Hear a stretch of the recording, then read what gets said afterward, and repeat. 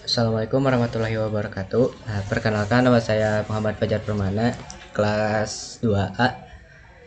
Saya akan menjelaskan materi yang bertemakan Archimedes. Dimulai dari latar belakang, hukum Archimedes merupakan salah satu konsep dasar dalam fisika fluida yang sangat penting untuk dipahami, terutama dalam kaitannya dengan fenomena benda yang mengapung serta melayang atau tenggelam dalam zat cair. Pengetahuan ini pertama kali ditemukan oleh ilmuwan Yunani kuno yang bernama Archimedes, yang menyadari bahwa benda yang dicelupkan ke dalam cairan mengalami gaya ke atas. Konsep ini menjadi fondasi dalam berbagai aplikasi kehidupan seperti desain kapal, alat ukur massa jenis, hingga teknologi kapal selam.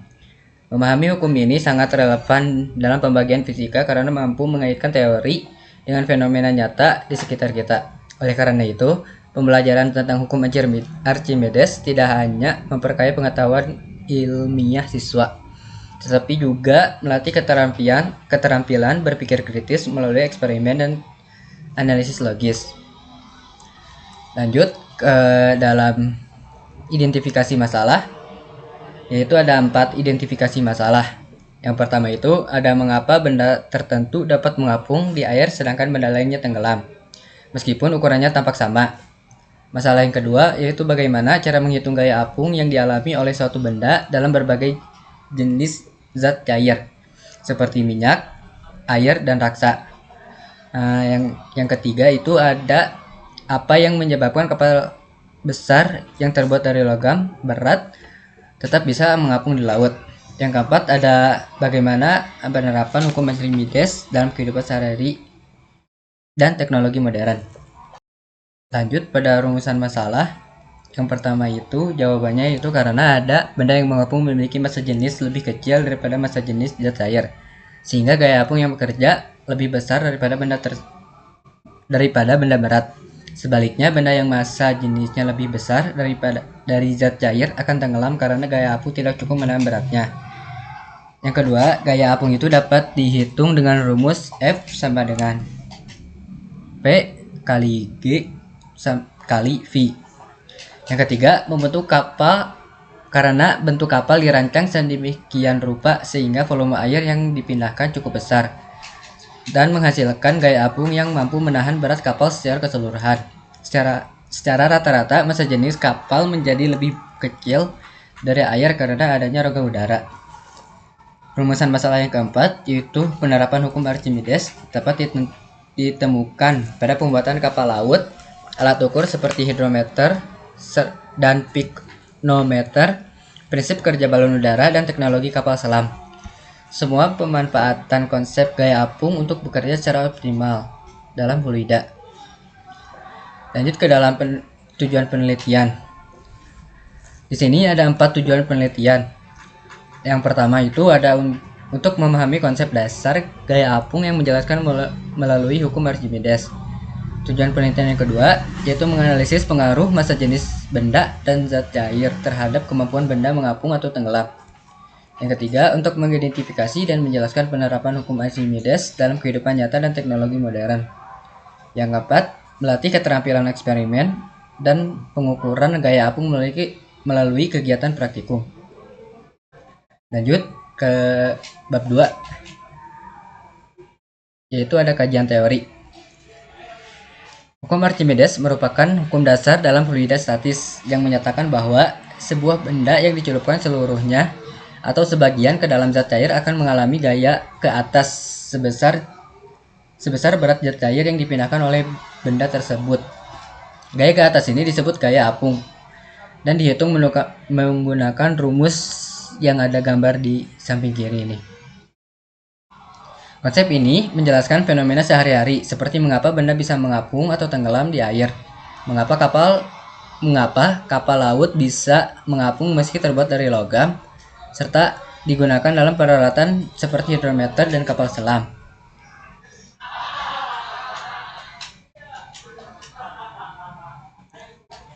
Lanjut ke penelitian terdahulu. Di sini penelitiannya saya dapat dari Saputra D tahun 2021.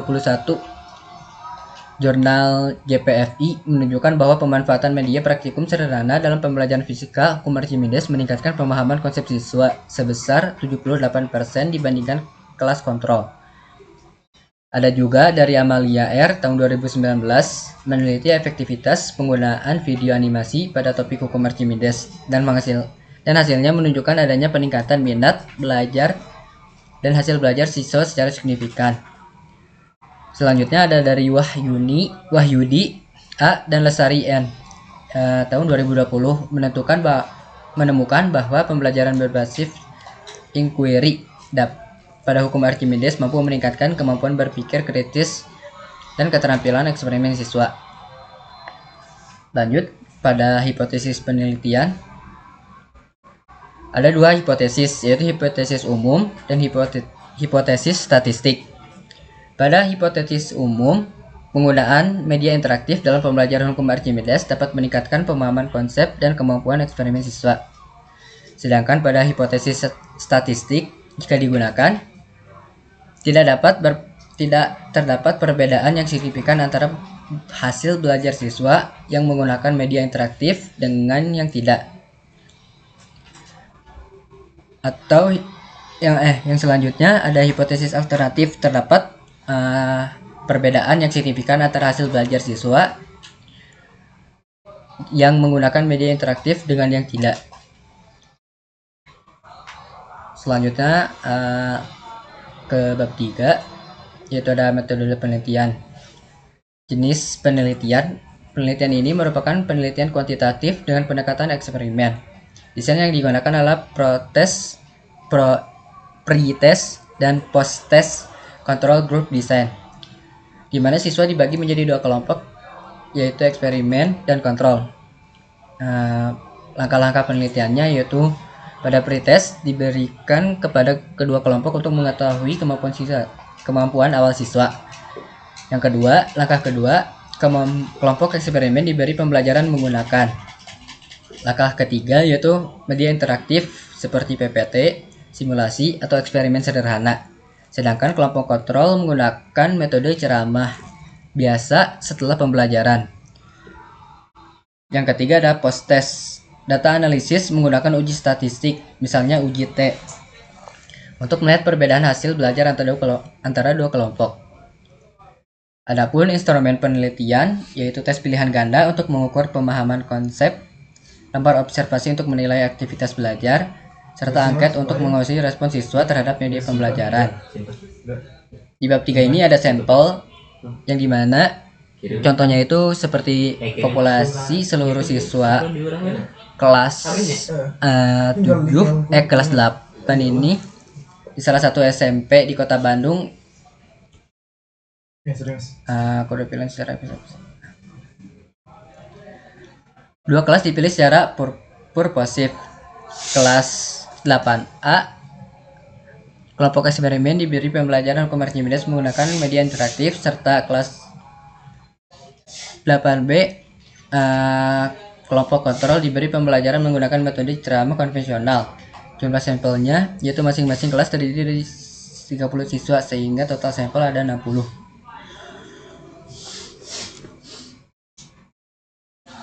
Lanjut pada bab 4, yaitu pada hasil penelitian. Berdasarkan hasil analisis data pretest dan post-test pada kedua kelompok, diperoleh temuan sebagai berikut. Hasil pretest, kelompok eksperimen rata-rata nilai pretest sebesar 52,3, sedangkan kelompok kontrol itu ada 50,7. Kesimpulan awal, kemampuan awal siswa dari kedua kelompok relatif seimbang. Hasil post-test kelompok eksperimen, rata-rata nilai post-test meningkat menjadi 28,5, sedangkan kelompok kontrol yaitu 70,1. Kenaikan skor belajar pada kelompok eksperimen lebih signifikan dibanding dengan kelompok kontrol. Hasil uji statistik, uji T menunjukkan nilai sig atau 2 Taylor sebesar 0,003 kurang dari 0,05. Artinya terdapat perbedaan signifikan antara hasil belajar siswa yang menggunakan media interaktif dengan siswa yang menggunakan metode ceramah konvensional. Keempat itu ada observasi dan angket. Siswa di kelompok eksperimen lebih aktif, antusias, dan mudah memahami konsep gaya apung melalui simulasi dan percobaan langsung. Sebanyak 87 siswa menyatakan senang dan terbantu dengan media interaktif dalam memahami hukum Archimedes. Lanjut pada bab 5. Bab 5 ini berisi kesimpulan. Berdasarkan hasil penelitian yang telah dilakukan, dapat disimpulkan bahwa 1. Pembelajaran menggunakan media interaktif seperti PPT, animatif, simulasi, dan percobaan sederhana lebih efektif dalam meningkatkan pemahaman konsep hukum Archimedes dibandingkan metode ceramah konvensional. Yang kedua, gaya apung yang dijelaskan oleh hukum Archimedes dapat dipahami lebih mudah ketika siswa melihat langsung peristiwa benda mengapung, melayang, dan tenggelam melalui eksperimen. Yang ketiga, terdapat perbedaan signifikan hasil belajar antara kelompok eksperimen dan kelompok kontrol, yang menunjukkan pentingnya pendekatan visual dan praktikal dalam pembelajaran fisika. Yang keempat itu menunjukkan antusiasme tinggi dan respon positif terhadap pembelajaran berbasis media interaktif yang juga berdampak pada peningkatan keterlibatan belajar. Adapun saran di bab 5 ini yaitu ada 3 saran.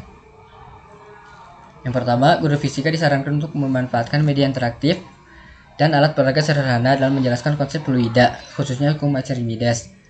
Yang kedua itu, sekolah dapat menyediakan fasilitas laboratorium atau alat bantu praktikum sederhana agar siswa dapat belajar secara kontekstual. Yang ketiga itu ada penggunaan media digital interaktif seperti simulasi berbasis PET atau video animasi yang dapat menjadi alternatif untuk pembelajaran berbasis teknologi. Sekian pemaparan PPT dari saya. Mohon maaf bila banyak kekurangan atau ada kesalahan kata. Assalamualaikum warahmatullahi wabarakatuh.